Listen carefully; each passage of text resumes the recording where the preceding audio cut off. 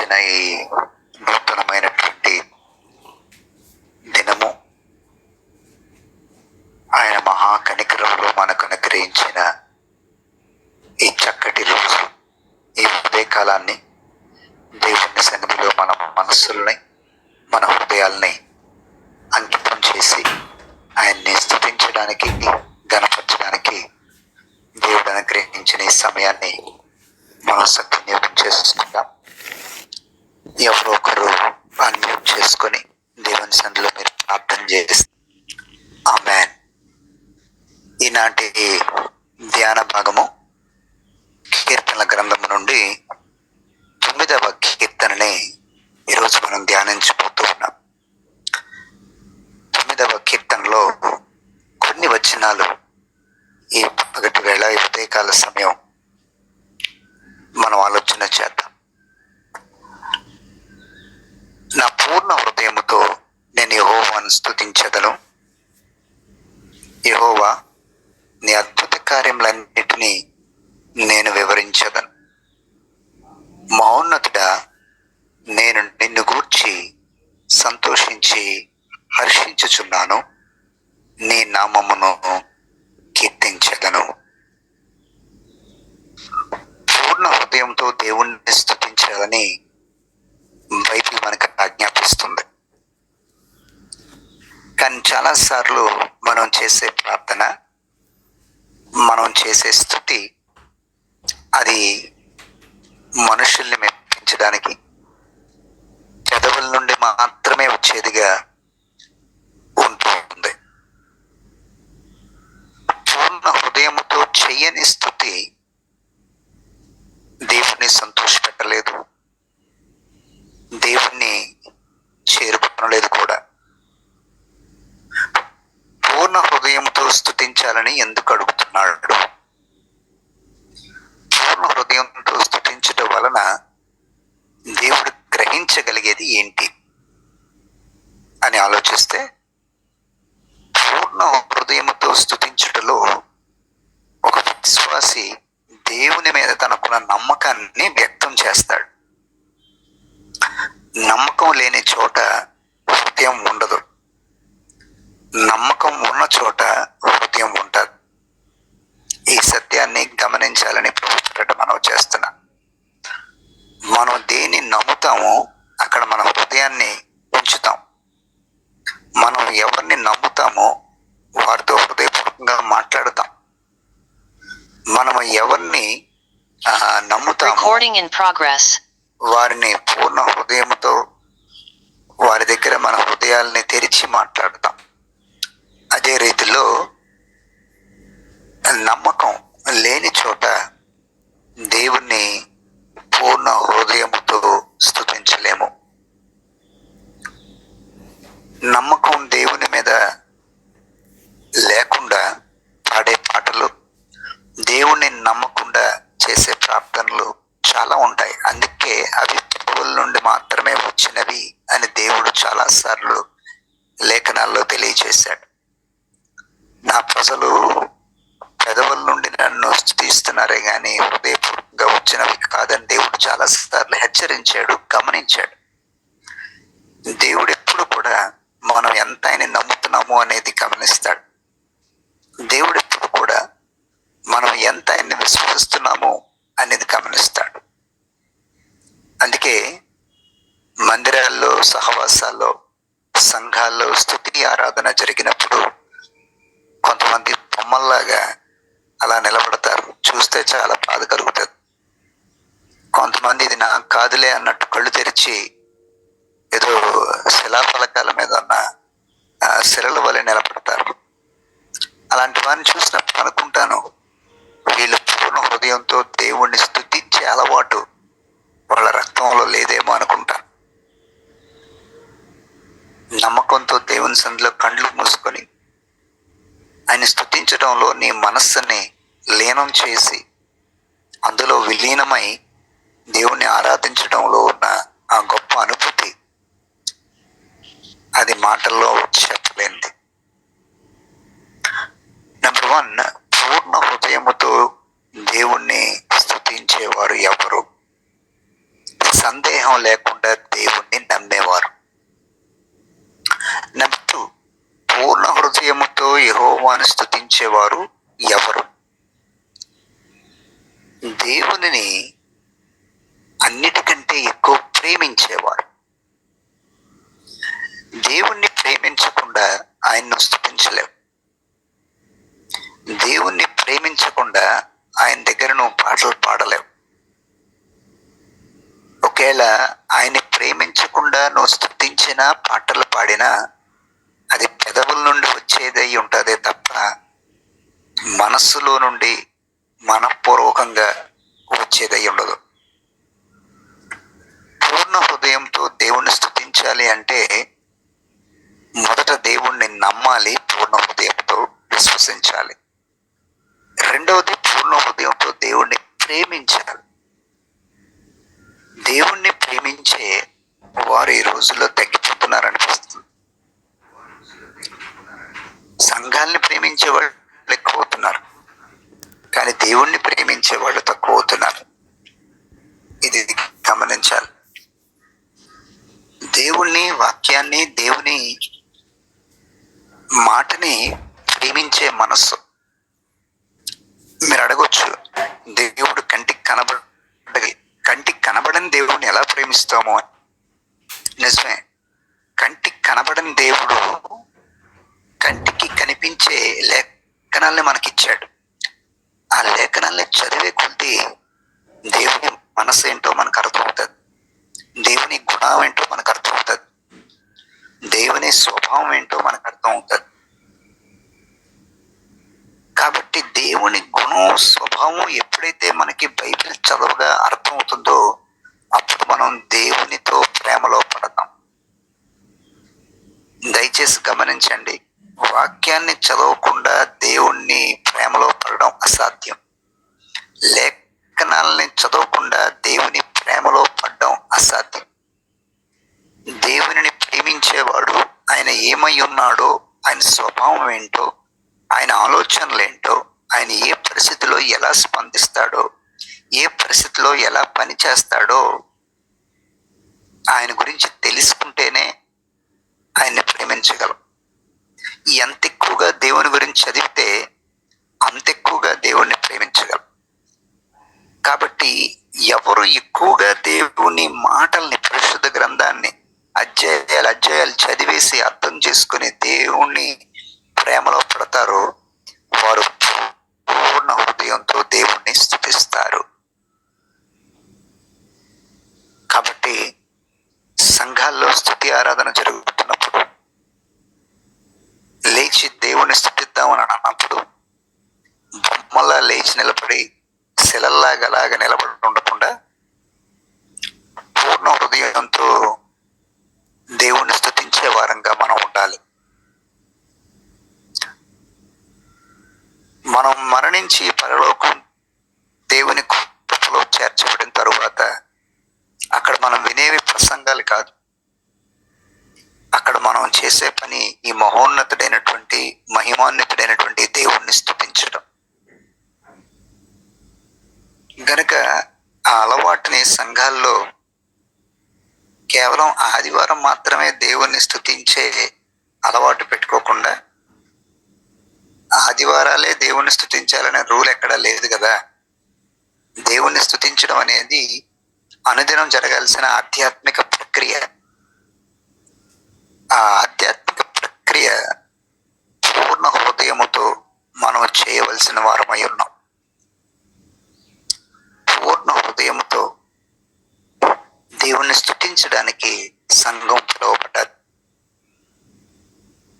పూర్ణ హృదయముతో దేవుణ్ణి ఆరాధించడానికి సంఘం పిలువబడ్డది. నువ్వు నేను పిలువబడ్డాం. నువ్వు చేసే స్తుతిలో, నువ్వు పాడే పాటల్లో, నువ్వు చేసే ప్రార్థనలో పూర్ణ హృదయముతో చేస్తున్నావా లేదా అనేది రెండు విషయాల మీద ఆధారపడతాది. ఇందాక మనం చెప్పుకున్నట్లుగా దేవుణ్ణి నువ్వు ఎంతవరకు నమ్ముతున్నావు, రెండవది దేవుణ్ణి నువ్వు ఎంతవరకు ప్రేమిస్తున్నావు. దేవుణ్ణి నువ్వు 100కి 100 పాళ్ళు నమ్మితే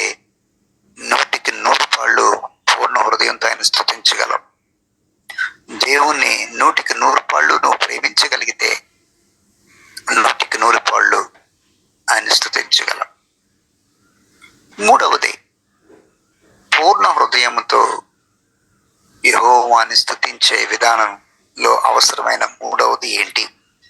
మొదటిది నమ్మకం, రెండవది దేవుణ్ణి ప్రేమించే స్వభావం, మూడవది దేవుని ఆధిపత్యాన్ని, అధికారాన్ని, దేవుని యొక్క సార్వభౌమ అధికారాన్ని మనం ఎల్లప్పుడూ గ్రహించిన వారమై ఉండడం. ఆయన position, God is supreme, the supremacy of God. దేవుడు భూమిని తలకిందులు చేయగలిగే శక్తి సంపన్నుడు. ఆయన ఆధిపత్యానికి అడ్డువాపు లేదు, ద సుప్రిమసీ. సో ఆయన ఆధిపత్యం మీద నిరీక్షణ ఉంచిన వారు దేవుని పూర్ణ హృదయంతో స్తుతించగలరు.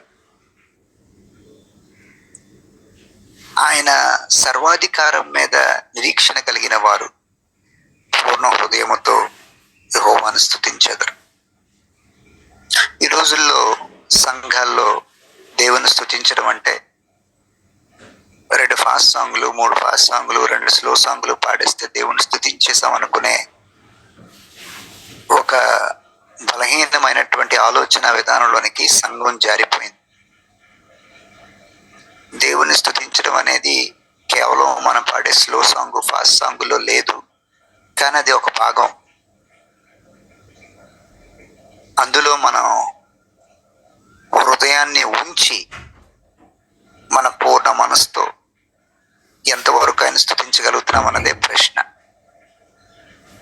ఇన్ఫ్యాక్ట్ మనిషి తెల్లారి లేచిన దగ్గర నుంచి రాత్రి వరకు చేసే ప్రతి పని ద్వారా దేవుణ్ణి పూర్ణ హృదయంతో స్తుతించవచ్చు. ఈ రోజు నువ్వు ఎదుర్కొనే మనుషులు ఎవరికైనా నువ్వు సహాయం చేస్తే అది స్తుతి చెల్లించినట్లే. ఈ రోజంతా నువ్వు అబద్ధం ఆడకుండా ఉన్నట్లయితే ప్రభువుకు నువ్వు స్తుతి చెల్లించినట్లే. ఈ రోజంతా కూడా నువ్వు ఎవరికి చిరాకు కలిగించకుండా, నువ్వు ఎవరిని విసిగించకుండా, నువ్వు ఎవరిని దూషించకుండా నీ నోటిని అదుపులో పెట్టుకుని నువ్వు బ్రతికితే ఈరోజు నువ్వు దేవుణ్ణి స్తుతించినట్లే.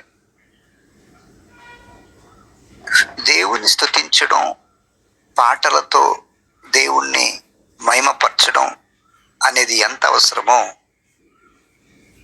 అట్ ద సేమ్ టైం దేవుని స్తుతించే కొలది ఆయన మన క్యారెక్టర్ని బిల్డ్ చేస్తాడు. దేవుణ్ణి స్తుతించే కొలది యేసయ్య క్యారెక్టర్లోకి మనం వస్తాం. ఆయన మన క్యారెక్టర్ని బిల్డ్ చేస్తాడు. స్తుతి ఒక శక్తి లేని ప్రక్రియ కాదండి. దేవుణ్ణి స్తుతించుట్లో శక్తి ఉంది.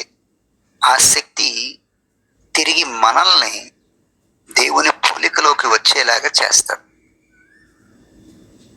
పాటలు పాడడం చాలా ఈజీ, ప్రవర్తన మార్చుకోవడం చాలా కష్టం.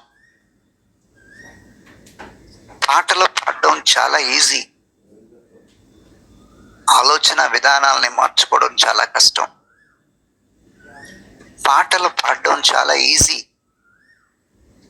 ఎదుటి వారి మీద అంచనాల్ని మార్చుకోవడం చాలా కష్టం. స్తుతి నుండి వచ్చే శక్తి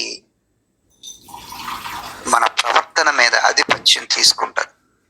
ఎందుకంటే స్తుతించే నువ్వు నీ పాట, నీ నోటి పెదవుల్ని దాటి వచ్చే పాటను మాత్రమే కాదు, నీ ప్రవర్తన మీద కూడా దేవుని ఆధిపత్యం ఉండాలి. నా ప్రవర్తన మీద కూడా దేవుని ఆధిపత్యం ఉండాలి. అందుకే స్తుతించడం అంటే 3 ఫాస్ట్ సాంగ్లు, 4 స్లో సాంగ్లు పాడేస్తే అయిపోయేది కాదని నేను అందుకే అంటున్నాను. పాటలు పాడడం చాలా ఈజీ, కానీ నువ్వు పూర్ణ నిరీక్షణతో, పూర్ణమయంగా దేవుని ప్రేమించే మనసుతో, పూర్ణంగా దేవుని నమ్మి స్తుతిస్తే ఈ 3 విషయాలు, దేవుణ్ణి సంపూర్ణంగా నమ్మడం, దేవుణ్ణి సంపూర్ణంగా ప్రేమించడం, దేవుని మీద సంపూర్ణమైన నిరీక్షణ కలిగి ఉండి మనం స్తుతిస్తే దేవుడు మన గుణం మీద ప్రవర్తన మీద,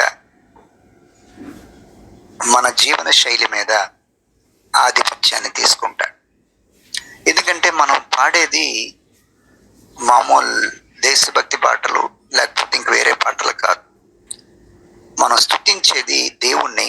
మన పాటలు దేవుని మహిమార్థమై ఉన్న పాటలు కనుక ఆ పాటల శక్తి, స్తుతి శక్తి పాడే మనలోనూ పాడే అందరిలోనూ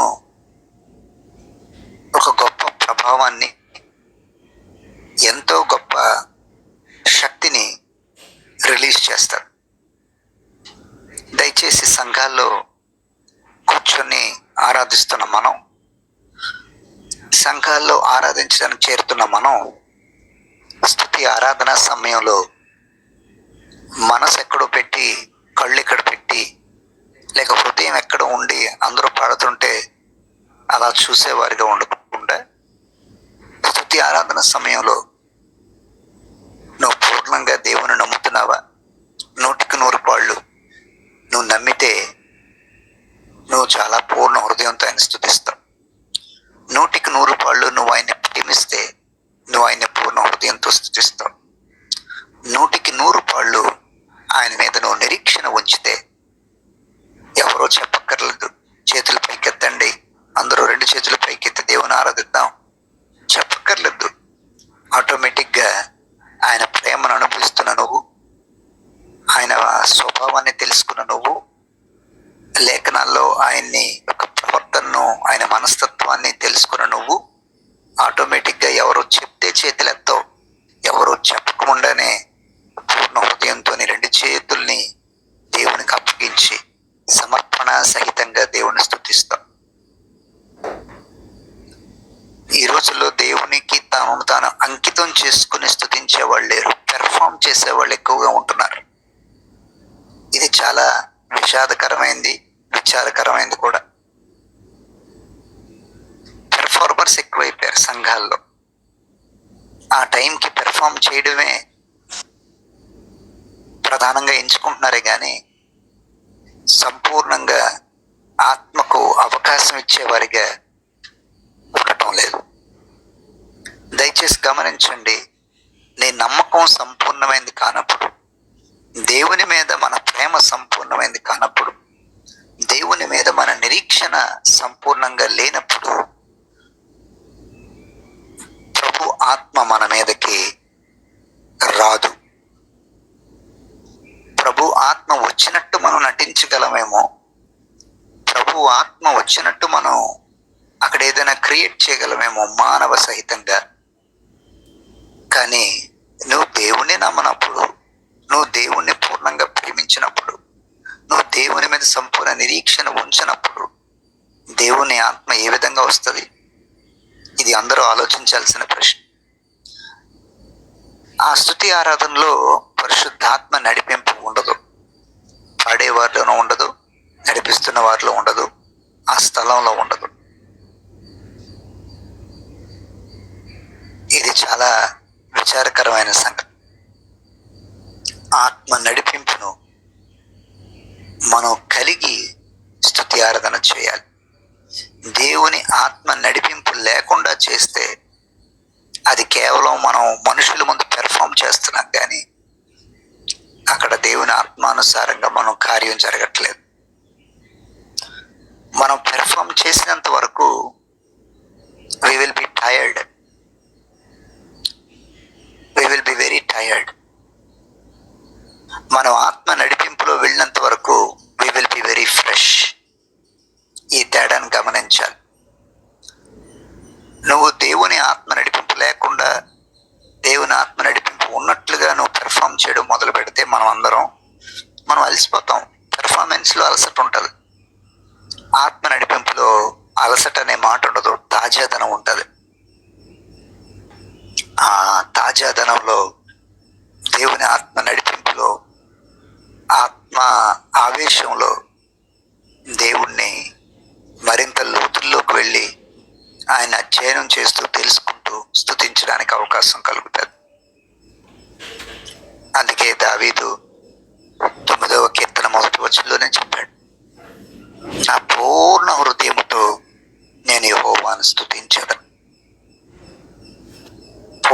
హృదయముతో నీ నమ్మకం దేవుని మీద సంపూర్ణంగా లేనప్పుడు, దేవుని మీద నీ ప్రేమ సంపూర్ణంగా లేనప్పుడు, దేవుడి మీద నీ నిరీక్షణ సంపూర్ణంగా లేనప్పుడు మనం ఆయన్ని పూర్ణ హృదయంతో స్తుతించలేం. ఎప్పుడైతే మనం దేవుని 100% ప్రేమించి, దేవుని 100% నమ్మి, దేవుని 100% మీద నిరీక్షణ కలిగి ఉంటామో, దేవుని ఆత్మాభిషేకం మన మీద ఉంటుంది. ఆ ఆత్మాభిషేకంలో మనం చేసే ఆరాధన, అందులోంచి విడుదలయ్యే శక్తి మనల్ని, మన జీవితాల్ని, మన గుణాన్ని ఎంతో ప్రభావితం చేస్తుంది. మన క్యారెక్టర్ని గాడ్లీ క్యారెక్టర్గా మారుస్తుంది. గుర్తుపెట్టుకోండి, పరిశుద్ధ దేవుణ్ణి ఏ అపవిత్రమైన మానవుడు తన శక్తిని బట్టి తలాంతుని నమ్ముకొని, తన తెలివిని నమ్ముకొని, జ్ఞానం నమ్ముకొని సంతోషపెట్టలేడు. We have to worship God and praise God on His terms, not our terms. దేవుణ్ణి స్తుతించాలి, దేవుణ్ణి ఆరాధించాలి, దేవుణ్ణి ఘనపరచాలి అనుకున్న వ్యక్తి తన అంచనాలను బట్టి, తన శక్తిని, తన తెలివిని, తలాంతులు నమ్ముకొని చేయడు. దేవునికి అప్పగించుకొని, ఇది నా వల్ల కాదు ప్రభువా, నేను స్తుతించే అంత పరిశుద్ధుని, నీతిమంతుని నేను కాదు, ఏ విధంగా స్తుతిస్తే నీకు నచ్చుతుందో నాకు నేర్పించు అని దేవుని టర్మ్స్ ఏంటో తెలుసుకుంటాడు. ఏదైనా కొనేటప్పుడు టర్మ్స్ అండ్ కండిషన్స్ అని ఉంటాయి. ఏదైనా వస్తువును కొనడానికి వెళ్ళినప్పుడు, లైక్ పేపర్ యాడ్ ఎప్పుడైనా చూస్తే మీరు లాస్ట్లో ఇస్తాడు టర్మ్స్ అండ్ కండిషన్స్ అని. అలాగే దైవారాధనలో నిమగ్నమయ్యి దైవ పనిలో ఉన్నటువంటి మన అందరికీ, దేవుణ్ణి స్తుతించాలనే ఆశ ఉన్న మనందరికీ కూడా దేవుని టర్మ్స్, దేవుని యొక్క టర్మ్స్లోకి మనం రావాలి. సింపుల్. ఆయన ఒకటే కోరుతున్నాడు, ఆయన్ని ప్రేమించమని కోరుతున్నాడు. నీ పూర్ణ హృదయముతో, నీ పూర్ణ శక్తితో, నీ పూర్ణ బలముతో, నీ పూర్ణ మనసుతో, నీ పూర్ణ ఆత్మతో నీ దేవుడైన యెహోవాను ప్రేమించవాలని. రెండవది, మీ హృదయమును కలవరపరనీయకుడి, దేవుణ్ణి నమ్మారు, నన్ను కూడా నమ్మండి అని యేసు చెప్పాడు. ఆయన కోరుకునేది మనం ఆయన నమ్మాలని. మూడవది, మా నిరీక్షణాస్పదము నువ్వే, ఆ నిరీక్షణ కోల్పోకుండా నిరీక్షణ కర్త, నిరీక్షణ ప్రదాత అయిన ఆయన వైపు మనం చూస్తూ పూర్ణ హృదయముతో ఆయన్ని స్తుతించాలి. స్తుతించడం అంటే దేవునికి సరెండర్ అయిపోవడం. ఆయన తప్ప ఈ విశ్వంలో వేరే ఏ శక్తి లేదని నమ్మి ఆయనకి లొంగిపోవడం. ఎప్పుడైతే ఆత్మాభిషేకంలో మనం దేవుని స్తుతిస్తామో, గమనించాలి, ఆత్మాభిషేకంలో దేవుని స్తుతించేటప్పుడు మనం ఎక్కువ మాట్లాడడం. ఆత్మాభిషేకం కలిగి దేవుని స్తుతిస్తున్నప్పుడు మనం మాటల కంటే మనం చెప్పాలనుకున్నది పాట ద్వారానే చెప్తాం. మాటల్లో మనం ఏదో విస్తరించి అక్కడ మాట్లాడటం కాదు, కానీ పాటలో లీనమై మనం ఆయనకి మన హృదయాన్ని అంకితం చేస్తాం. పరిశుద్ధ గ్రంథంలో ఇద్దరు స్త్రీలు దేవుని ఆత్మ చేత నింపబడి చెప్పిన మాటలు నాకెంత ఆశీర్వాదకరంగా అనిపిస్తాయో చదివిన ప్రతిసారి. ఆ ఇద్దరు స్త్రీలు ఎవరో కాదు, పాత నిబంధనలో హన్నా, కొత్త నిబంధనలో మరియ. వీరిద్దరూ దేవుని ఆత్మ చేత నింపబడి, పురుషులు ఎవ్వరూ కూడా అంతవరకు పాడని రీతిలో, స్తుతించని రీతిలో దేవుణ్ణి వారు స్తుతించారు. ఈరోజు మీకు వీలైతే, అవకాశం ఉంటే, సమూయేలు సమూయేలు మొదటి గ్రంథంలో హన్న దేవుని దగ్గరికి వచ్చి దేవుణ్ణి స్తుతించిన విధానం ఒక్కసారి చదవండి. అది మీ జీవితాలను ఎంతో దీవిస్తుంది. సమూయేలు మొదటి గ్రంథంలో రిఫరెన్స్ చెప్తున్నాను, 2వ అధ్యాయం 1 నుండి 10 వచనాలు. అవకాశం ఉన్నవారు చదవండి. ఆమె దేవుణ్ణి తెలుసుకున్నదై దేవుని సన్నిధికి వచ్చి ఆ విజ్ఞాపనలో, ఆ ప్రార్థనలో, ఆ పాటలో, అది పాట అవనియండి ఏదైనా అవనియండి, తను మనసు పూర్తిగా దేవుని సన్నిధిలో మాట్లాడిన విధం అద్భుతం. నమ్మకం లేనివారు, నిరీక్షణ లేనివారు, దేవుణ్ణి ప్రేమించని వారు సంఘాల్లో నిలబడి స్తుతి ఆరాధన అంటే వాళ్ళు పెర్ఫార్మెన్స్ చేస్తున్నారు. మనం ఇలాంటి పెర్ఫార్మెన్స్ చేసే వారంగా ఉండకుందము కాక. దావీదు కేవలం దేవుని స్తుతిస్తున్నాను అని మాత్రం అంటం లేదు, కానీ ఆ మొదటి వచనం 2వ లైన్లో, యెహోవా నీ అద్భుత కార్యాలన్నిటినీ నేను వివరించదను. స్తుతించుటలో దాగి ఉన్న మరో లోతైన కోణం ఏంటంటే దేవుడు చేసిన మేళ్ళన్నీ జ్ఞాపకం చేసుకోవడం. దేవా, నువ్వు ఈ సంవత్సరం ఎంత మేలు చేసే, సంవత్సరం నాకు అంత మేలు చేసి, పలానా సంవత్సరం నాకు డెలివరీ టైంలో ఎంత మేలు చేసావు, పలానా సంవత్సరం ఈ కష్టకాలంలో ఎంతో మేలు చేసావు. వీటన్నిటి బట్టి నేను స్తుతించకుండా ఉండలేకపోతున్నాను. నువ్వు ఘనతకు అర్హుడువు, మహిమకు అర్హుడువు, నువ్వు గొప్ప దేవుడు నాయన, నువ్వు నిన్న నేడు యుగములు ఉన్నవాడివి, విశ్వం మీద అధికారివి అని మన గత మేలుల్ని తలంచుకోవడం, దేవుడు చేసిన మేలుల్ని తలంచుకోవడం, దాన్ని బట్టి దేవుణ్ణి స్తుతించడం అనేది ఒక గొప్ప ఆధ్యాత్మిక ప్రక్రియ. And it releases very big spiritual energy.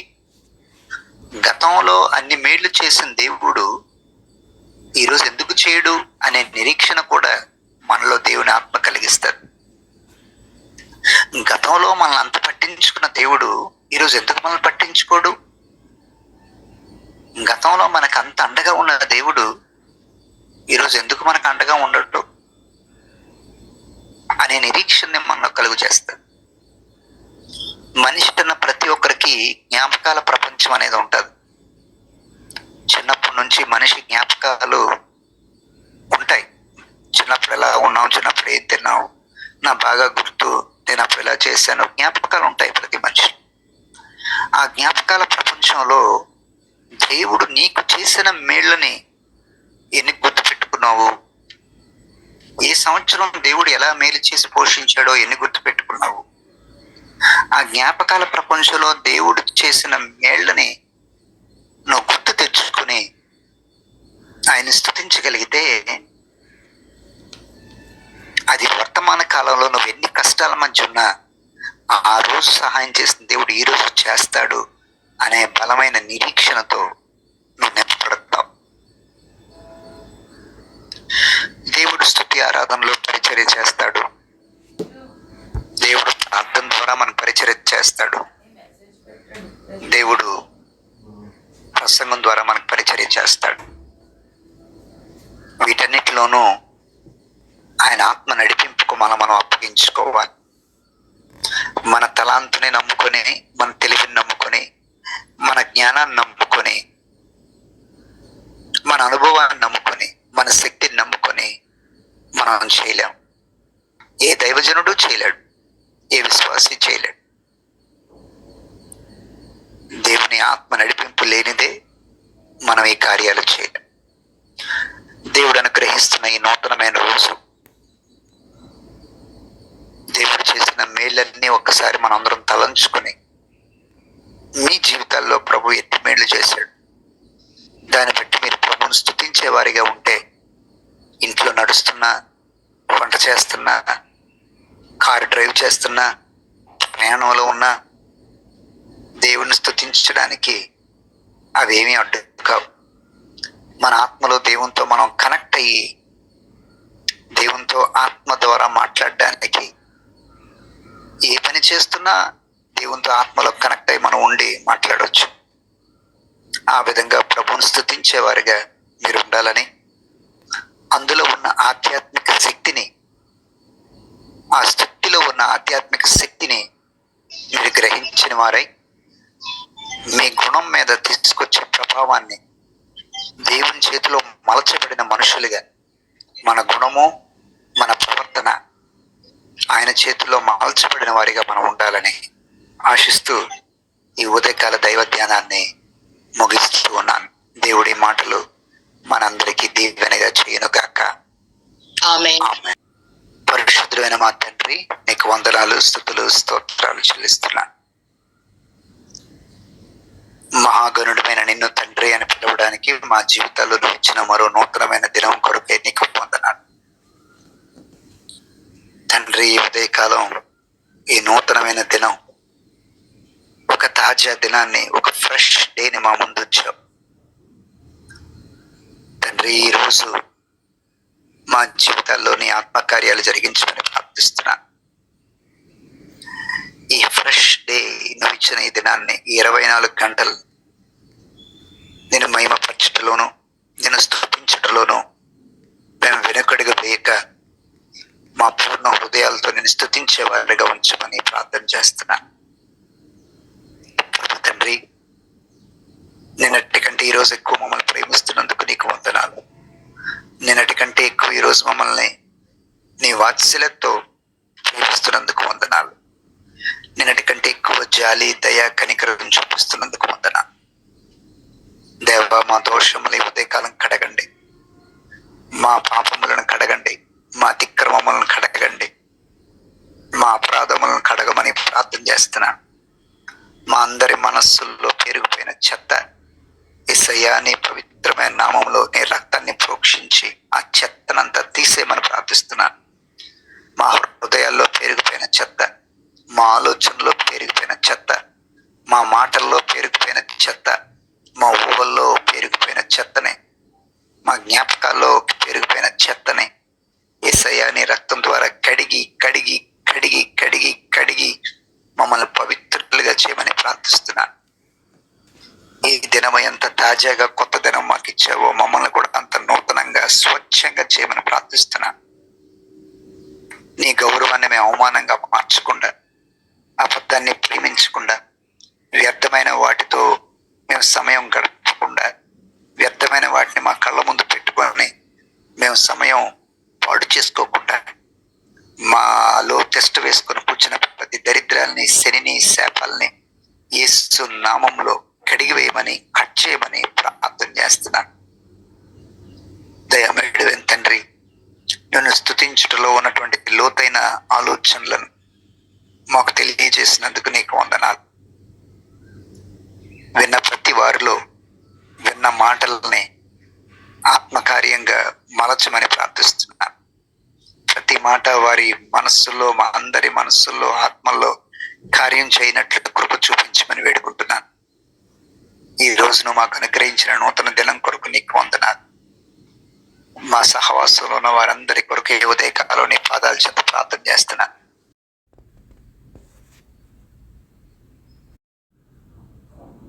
ఉన్నటువంటి వారందరినీ మీ చేతులుగా అప్పగిస్తున్నాను. వారిని స్వస్థపరచండి.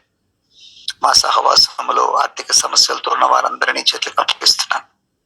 వారి ఆర్థిక సమస్యల నుంచి విడుదల దయచేయండి. నాయన, నీ ఆత్మ సన్నిధి మాకు ఈరోజు తోడుగా ఉంచండి తండ్రి. పాపిష్టి లోకంలో ఏదో ఒక విషయంలో తప్పిపోతూ పడిపోతున్నటువంటి మనుషులుగా ఉన్న మమ్మల్ని నువ్వు సరిదిద్ది, సరిచేసి నువ్వు ఇంతవరకు మమ్మల్ని సహించడమే గొప్ప విషయం ప్రభు. మా పట్ల నీకున్న సహనానికై నీకు వేలాది వందనాలు, స్తుతులు, స్తోత్రాలు. మా పట్ల నువ్వు చూపిస్తున్న సహనం కొరకు నీకు కృతజ్ఞతలు. మా పట్ల నువ్వు చూపిస్తున్న సహనం కొరకు నీకు వేలాది వందనాలు తండ్రి. మా జీవితాల్లో నీ కార్యాలను సంపూర్ణంగా నెరవేర్చేదాకా మమ్మల్ని విడిచిపెట్టొద్దని ప్రార్థన చేస్తున్నా నాయన. నీవు నిర్ణయించిన కార్యాలు ఈ సంవత్సరం ఏం జరగాలని నిర్ణయించావో వాటిని మా జీవితంలో జరిగించమని ప్రార్థన చేస్తాం. దయమేడువైన తండ్రి, మేము ఆత్మ సంబంధులుగా మమ్మల్ని మార్చండి. శరీర సంబంధులుగా మాత్రమే మిగిలిపోకుండా ఆత్మ సంబంధులుగా మమ్మల్ని తీర్చిదిద్దమని ప్రార్థిస్తున్నాం. నాయన, దైవ జ్ఞానంతో ఆత్మాభిషేకంతో మాలో ప్రతి ఒక్కరిని నింపమని ప్రార్థన చేస్తాం.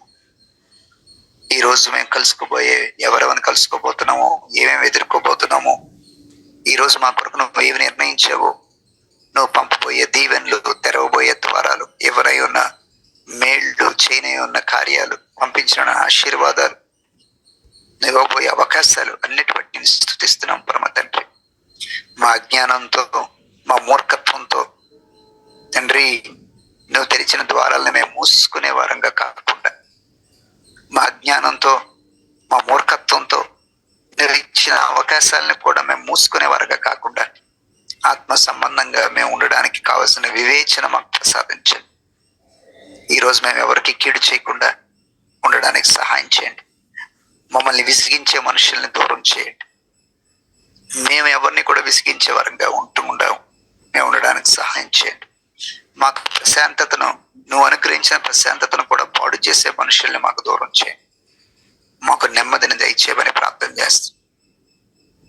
మా షెపర్డ్స్ ఫ్యామిలీ సహవాసాన్ని దీవించమని, వచ్చిన ప్రతి ఒక్కరిని నువ్వు ఆశీర్వదిస్తున్నావు, అందుని బట్టి నీకు వందనాలు. అడుగుపెట్టిన ప్రతి వారిని దీవించావు, నీకు వందనాలు. ఇంకను ప్రభువా, ఈ విశాఖ నగరంలో షెపర్డ్స్ ఫ్యామిలీని ఎందుకు నువ్వు మొదలు పెట్టావు, అది వేర్లునుకోవడానికి, షెపర్డ్స్ ఫ్యామిలీ స్థిరపడడానికి మీరు కృప చూపించమని ప్రార్థన చేస్తున్నాను తండ్రి. నీ మాటలతో ప్రతి వారిని ప్రతి ఆదివారం మేలుకొల్పమని, బలపరచమని ప్రార్థన చేస్తున్నాను.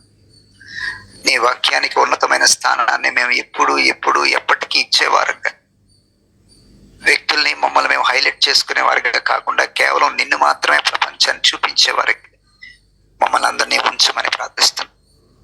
ఆత్మ సంబంధమైనటువంటి లక్షణాలు కలిగిన, ఆత్మ సంబంధమైన మనుషులుగా మమ్మల్ని తీర్చిదిద్దమని ప్రార్థన చేస్తున్నాం.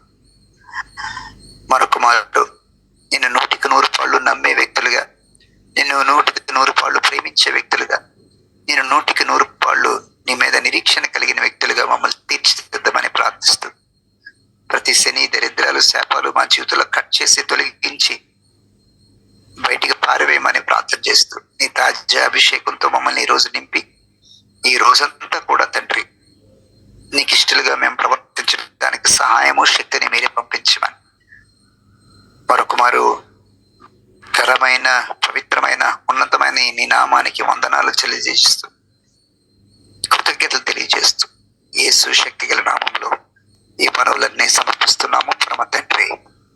ఆమేన్, ఆమేన్, ఆమేన్, ఆమేన్. రక్షకుడు, విమోచకుడు అని యేసే కృప, పరిశుద్ధ ఆత్మదేవుని దీవెన, ఆశీర్వాదం ఆయన్ని పూర్ణ హృదయముతో స్తుతించి సంతోషపెట్టే వారంగా మనల్ని అందరినీ దేవుడు తీర్చిదిద్దునుగాక. ఆమేన్, ఆమేన్.